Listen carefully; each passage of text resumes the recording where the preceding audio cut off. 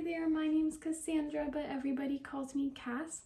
I was born and raised in Georgetown, Ontario, which is where we are today.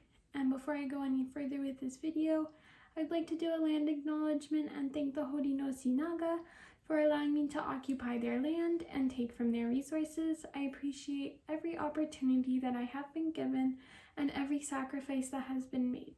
From a young age, I have always been a very curious and independent individual. I always wanted to know everything about anything, especially when it comes to genealogy, spirituality, and religion. None of those factors were really present in my childhood due to the fact that my mother was adopted and immigrated to Canada when she was 18 years old from Zimbabwe.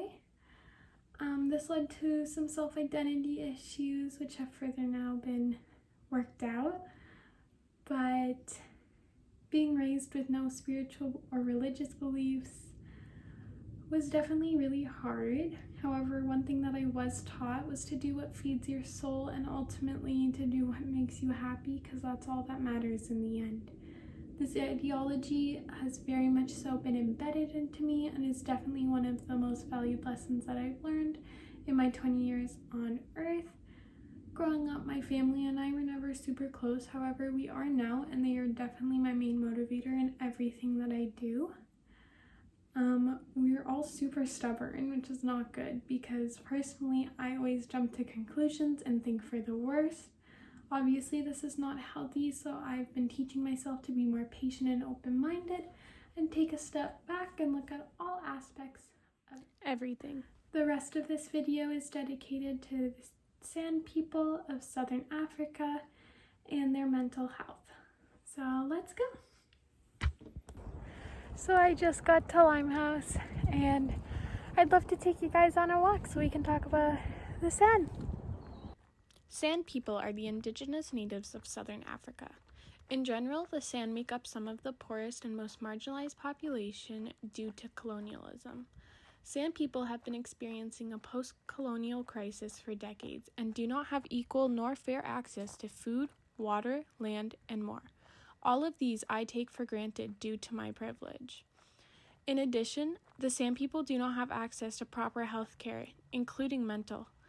This is partially attributed to the fact that disease is not understood and that the body is permeable and born with in San culture. San ideas are rooted in spirituality and connectivity, which is why it is crucial for people to understand San ontology.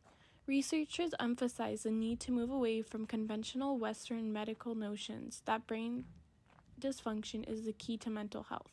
For the San people, mental health is rooted in a disconnect. This disconnect can be from land, ancestors, and overall community. The San people have experienced and survived an attempted genocide of their culture and their livelihoods due to early colonizers. Two of the biggest issues San people face are high rates of suicide and alcoholism. Understanding what has happened due to colonizers is extremely difficult on the San and also affects how they see others outside of the San community. Alcoholism can temporarily help to numb the mental health issues that San people experience. However, alcoholism just leads to further issues like violence. I know firsthand living in an environment where alcoholism is present is extremely difficult. My family was not close due to my mother's alcoholism, as it created so much conflict and violence. The San people combat confrontation through dance and jokingness. This helps to bring spirituality into the de-escalation of problems. Over the years, resources that understand San culture and San experiences have been put into place to aid and inspire.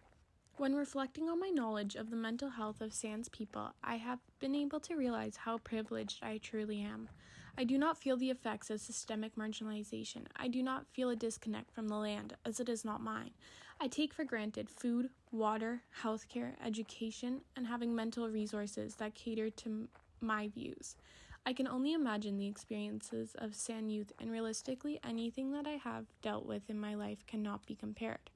One thing that has really stuck with me through my research is the motto for the San's Youth Network, which is, "Because we matter, we make change that matters." I think that this is an extremely important motto, as it reminds each and every one of us that we have the ability to inspire and nurture change. Before I go, I would like to say thank you for listening, and I highly encourage you to do some of your own research on the Sans people. I have listed references and resources below. Thank you, and goodbye.